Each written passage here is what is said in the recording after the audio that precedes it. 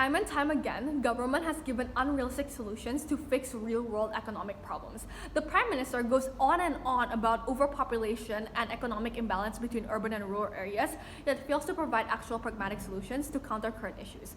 As government, it is a requirement to always empower citizens and to fulfill their promises of ensuring that each and every citizen deserves a good and decent life. And this is a responsibility that has been failed to achieve by side proposition. These economic problems need long-term solutions that can combat the unbreakable chain of overpopulation and poverty, something only side opposition can provide you with, which is why you must oppose. Before we go on to a few rebuttals against side government, I would first like to characterize the difference between urban and rural areas, which side proposition has failed to do so. Firstly, urban areas are normally associated with developed infrastructure, things like public transportation and well-built roads, for example. Job opportunities that are consistently trending, like the recent rise of lifestyle influencers and content creators and their fast-paced lifestyle. Meanwhile, rural areas are the reverse circumstances of the former. Rural areas are underdeveloped, they take form in less paved roads. Rural areas might still struggle in providing electricity, water, etc. They have the tendency to focus on agriculture and more peaceful, slow way of life. Now, I'll rebut against points made by side government. The very first argument said by side government, and their key argument, is overpopulation. How overpopulation is due to the state being negligent towards rural areas, hence the state must compensate. Two responses. One, at its core, overpopulation happens because of the infrastructure imbalance. Now, this leads to two things. Firstly, it leads to less jobs in areas in which infrastructure is less balanced, which then leads to more poverty due to the lack of jobs on the market. Secondly, it also leads to less connectivity, things like internet and ways of communications, which is needed in things like education, for example. How students in rural areas have to rely on books that may be outdated and are probably old, but students in metropolitan cities are always up to date through Google, etc. Second response then, compensation through finance is ineffective and unfair because state will have to compensate only a certain amount of people with huge amount of incentive. Instead, that money given to, let's say, 10,000 people could have been used to build communal things. If what government wants to hammer down on is overpopulation on the big cities, why not use that significant amount of money, right, to give a certain amount of people to improve housing, which is a very core solution to overpopulation. What we're saying is that the money to incentivize a certain amount of people would be much better to be invested into things that can fix these issues as a whole. This could actually lead to long-term solution rather than what proposition is suggesting, but I will get into that into the next point. Second argument made by side proposition is that urban citizens would want to follow the policy because humans are always motivated by money. Now, this is one of the many times proposition has given solutions that are short-term based. Think of it this way, just because these people took the money and decided to move to rural areas does not mean that it will lead to permanent relocation. The government had no setup regarding as to how this policy would work for cases like, for example, let's take person A. Person A has chosen to take part of this policy, receives the financial incentive, lives in rural areas for 2 months, then decides to go back to the city. The government cannot say that this is an unrealistic scenario because it is very much likely to happen since urban citizens are used to the privileged lifestyle in the urban areas. They might not be used to how rural areas don't always have access to clean water or how the roads are dirty and not well built, thus accelerating these citizens to move back to the city. This scenario shows exactly how government has not planned out this policy and has given mediocre means of mechanism.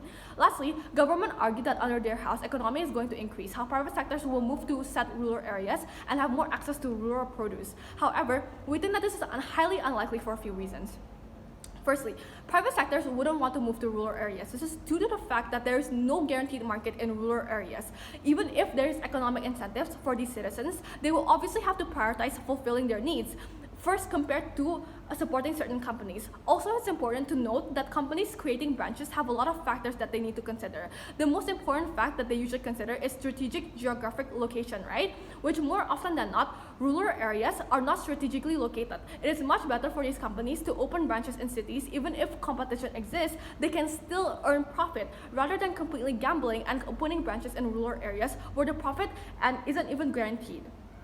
Now, the second argument under this point is that workers who move from cities, they have different skill sets, right? Why is that? Because they are more likely to have good education, they have more access to people, meaning that they have more connections and more people to learn from. Now, even if it's agriculture that we are arguing on, it is education regarding agriculture is still better in metropolitan cities' higher education system compared to urban areas that focus on agriculture because their means of agriculture might be still very traditional and old and outdated compared to the urban cities who have focused more on mechanisms and things that are more modern in agriculture. Now, what exactly does this do?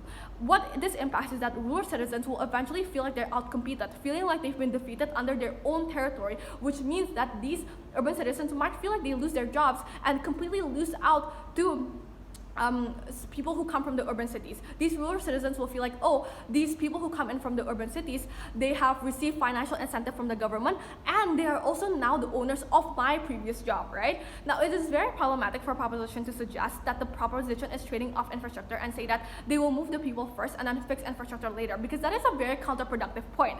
The very first thing is that you need to build infrastructure. By having good infrastructure, things like good buildings, well-built buildings, and healthcare, that in itself will attract people. If they want to move the people first and then work on infrastructure later on, that is very counterproductive, because you are giving these people who move from urban cities a low-quality way of living, right? You're not giving them enough resources and good enough resources to be able to survive in urban citizens, meaning that they will be even more incentivized to move back to the city.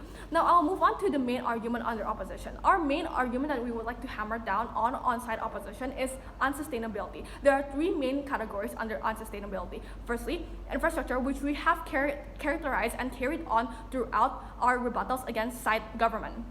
Now, schools and hospitals in these rural areas, like we have characterized, they are not necessarily well built, right? Which means that they might not be able to support the sudden influx of these people who are financially incentivized to go to these rural areas, right? But that is not the main point that we want to focus on under unsustainability. There are two main actors involved, right? There are the rural citizens, and then there are the urban citizens. Now, the rural citizens, they're divided into two different categories. Firstly, there are the more closed off ones, meaning that they don't understand what society is like outside of their homes, and are more likely than not, they don't want to understand what society is like outside of their homes. Now, they will probably not accept outside people coming in such huge amounts, right? But secondly, even if they support it, they will eventually get outcompeted, like we have mentioned, how people who come from urban cities, they have a much more diverse and much more high quality skill set, right? And eventually they will not support these urban citizens coming into their homes and taking away their jobs. And the final actors involved are the urban citizens. As we have touched on, urban citizens might not have enough incentive to stay.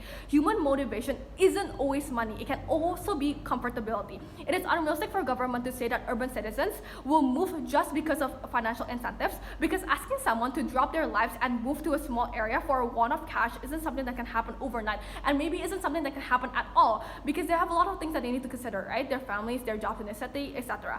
Now, what we are trading off under side opposition is that it is much more expensive under our side, because what we focus on are two different things, right? How to fix overpopulation in big cities by providing housing, and also to fix rural areas by providing better infrastructure, etc. Now, the comparison is that under our side, at least, we provide long-term solutions towards these economic problems. The comparison is that under government, prices will rise and rural citizens will lose their job, compared to our side, where we can actually help economic problems, since infrastructure, etc., will eventually lead to more jobs market. Thus, this will better our economic system, which is why you must oppose. Thank you very much.